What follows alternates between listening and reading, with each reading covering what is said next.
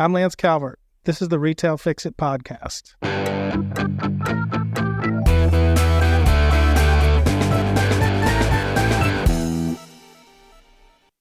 Retail Fix-It is a nationwide facility management company. We cover repairs in every trade across the entire country for multi-location national facility owners. We've been doing this for 24 years. This is episode 2. Today, we're going to address some things, kind of upsets in the industry or disconnects in the industry that we're doing to revolutionize some much-needed things in order for us to succeed, but for this industry to be revolutionized in a way that the parties involved are all successful, because everybody can win, even us in the middle, hiring the vendors and the subcontractors for these customers. Look, customers are paying the bills. And these service providers they're grown men companies. These guys are going out there as fully established businesses to perform a service for major multi-location corporation facility owners. So those are two different worlds. You know, a corporate-owned facility deserves some streamlined facility management. That's why they hired us. You know, they need that. They need somebody that can organize repairs across every trade, across every state in the country. But that's their world, that's their need, and that's what this industry is about. And they need local, grassroots, electrical companies, handyman companies, plumbing companies, HVAC, glass, roofers, parking lot, you name it. All trades. They need that type of repair service performed in any place in the country at any given moment. There's emergencies, there's standard stuff. They've got to take care of their facilities. So that's what this industry is. That's what my company is, Retail Fix-It. And so what we're doing is we've got a bunch of ideas. We've got things that we've got a purpose in this to revolutionize this industry, and it's needed. This industry has the picture I was just painting is those are two wildly different types of individuals that have to work together all year regularly. And so we have a facilitated go-between there in order to accomplish that. These corporate owners, they deserve and expect our company to figure that out, to streamline it, to get the job done, and then pay the bills. What I experienced when I was a tech in the field, because I spent 15 years as a technician doing service calls nonstop. After a while of doing it, there was a lot of inefficiencies and a lot of things they didn't understand about me as a vendor, you know, and even the corporate owners don't understand because they've never been a repair tech. They're running a major retail corporation. What are we doing to solve that? Well, first, let's talk about a little bit more specific of the problems. I mean, these vendors, service provider, technicians, whatever you want to call it, these guys are a fully established business. These are not children. They're not an employee of some handyman company. They are the owners of a business. They have taxes to pay. They've got workers' comp. They've got general liability insurance. They've got automotive commercial insurance. They've got hundreds of thousands of dollars worth of things to pay for. They've got fuel costs. They've got repair costs on vehicles. They've got downtime. They've got every kind of issue that any business has, plus because they have vehicles on the road and there's, you know, and there's techs that have real issues that they have to deal with. So not only that, but they've got a full office staff. When we send them out there, there's inefficiencies that have to be addressed in this industry to facilitate those service providers, to empower them in order for that to benefit our customers and benefit us. So really the focus for us is a major look at what pain points do these vendors and service providers have? What are they experiencing that causes them to charge more money? You know, there's customers that are paying more money because there's vendors that have red tape and things in place that are costing them money, and so they're charging it on the back end. There's GPS to find out how close they are to the store. When they get to the store, they may have to use the store phone to sign in, or they may have to wait for the store manager, you know, for quite a while before they can start doing the repair. Or if they can't use our app or technology correctly, then there's wasted time and frustration. When they're dealing with these things, it translates into cost for our customers. So what we did was we set out to create a company that focused on finding the right vendors. And really, guys, look, the right vendors can be the ones that get frustrated and won't work for national companies or are going to charge a lot of money if there's red tape and hurdles and delays in their way. Or they won't even work. Some of these guys won't even work for national facility management companies. And they're good ones. These are good, solid people. They've just been treated wrong. Now, look, there's bad vendors.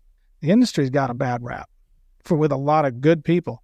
Some bad, but a lot of good people too. And we want the best vendors in the country, period. We can't compromise on quality. Our customers need to see us performing repairs with absolute top-notch quality. Well, it takes the good guys, the good vendors to do that. And so our customers, they need that stuff done quality, but they don't need to spend a whole 30% more, 100% more. These customers need the job done, but they need it done high quality, but they need it done efficiently. And how do we do that?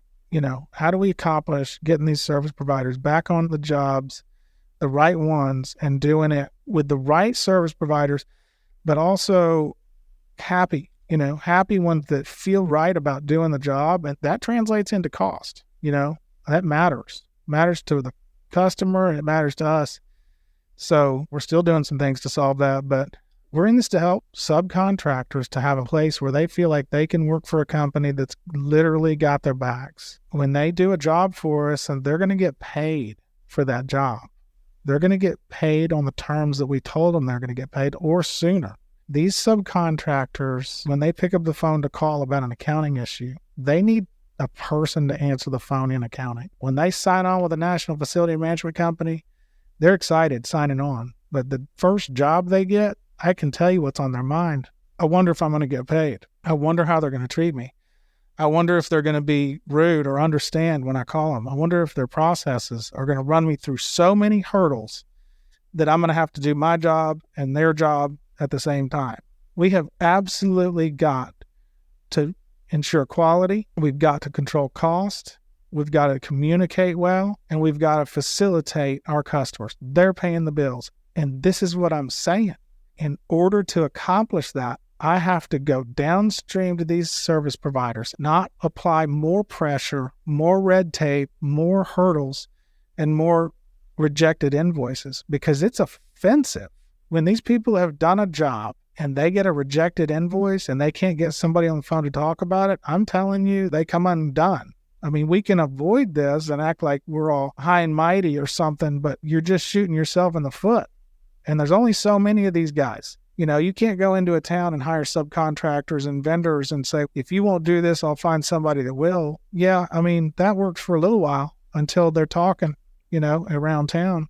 There's problems in this industry. We've gotten into this industry to fix it and to help these problems get out of this industry and to reshape the ideology of it.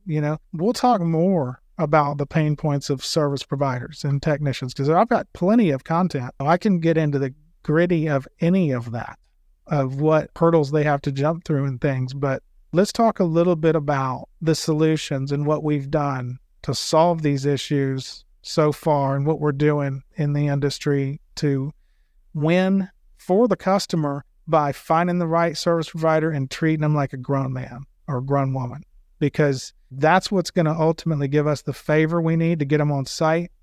That's what's going to give us the favor we need to get the right cost. That's what's going to give us the favor we need to ensure quality. Look, I mean, if you have a relationship with a vendor and you're treating them right, even if they're a good vendor and they give you fair cost, and you need a favor, you need some cost reduced or something anyway, you ask them for it, they'll give it to you. These are real people that are really putting bread on the table for their families, and they just need to be treated that way. And I'm telling you, you can accomplish a lot that way. One of the big things we're doing to solve that is technology. These service providers have a full-blown job to do. If they didn't have to get the first sign-off sheet, if they didn't have to get the first verification photo, we have to deliver our customers after photo, a verification of completion, and that's absolutely necessary. But the way that we capture that from the vendor is critical.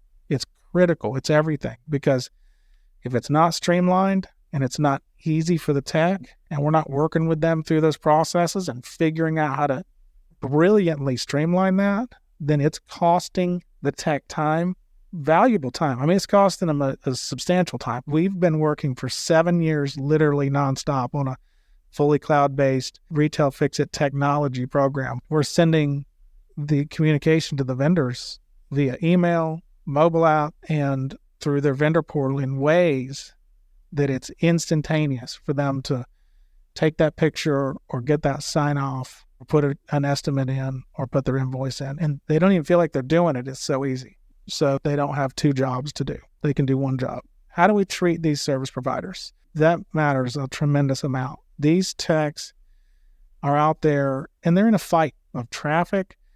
They've got spouses at home that call them with stuff going on. I mean, their wife's calling them halfway down the road with something going on with Johnny or whatever. They've got real lives, multitasking. They're trying to get to the job.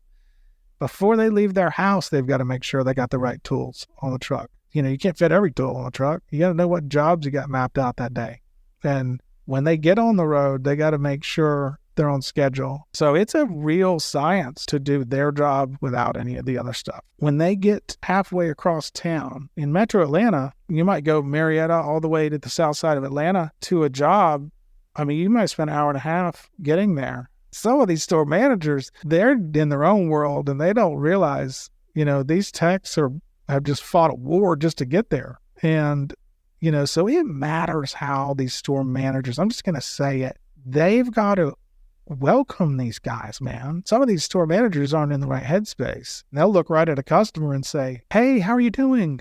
Thank you so much." And then turn their head and look at a vendor service provider coming in there to do a job and have completely shift into a different person and be like, "I'll be with you in a few minutes." And that's not going to win for anybody. They've got to be welcoming to these guys, and they're there to help. They're there to fix something. These are good people. I hope I'm not offending any of my customers, but that is so important. It's very important, and they'll gain so much from that. Rule number 2, don't be bipolar. These service providers would love, the opportunity to be treated really well by the store managers, and feel like they're part of it, feel like they're part of the team. They don't want to be treated in any way like anybody listening wouldn't want to be treated. So it really matters a lot. That's point number 2 of how we're solving it. We're talking to these service providers like they're grown-ups. We're treating them like adults, but we expect them to act like adults, and they do. They don't last long if they don't. They work their own self out the door. But we have monthly touch points with our corporate level customers too, and they convey this stuff to the area managers and the store managers. So there's a culture being created in this business. We're going to continue to spread that through the industry. So we want everybody's help doing that and to learn from everybody else too. Another thing, how do we also solve problems in this industry when we're focused on the vendor? Because they're the real product, the vendor is the product. They're the ones doing this service. Paying the vendors fast. These vendors, they're kind of tense until they get that first check, but they need consistency. I'm kidding about, especially in the first check, but they do loosen up a little bit after they see that you're going to pay them, and pay them on time. My controller, Melody Calvert, she did a huge vendor check run. Her and 2 of her daughters went to El Salvador on a mission trip, but 2 days before that, she did a $70,000 vendor check run, and she showed me a stack of envelopes this big. And what went through my head when I saw that was like, we love to pay our vendors, just kind of this whole theme of empowering these people, that went through my head, and I was going to do a post. That's why I took the picture. So here's what's amazing. So I took the picture. I never even posted that on Facebook yet. And then I get an email from Scully, which is my quality control, vendor relations, customer relations manager.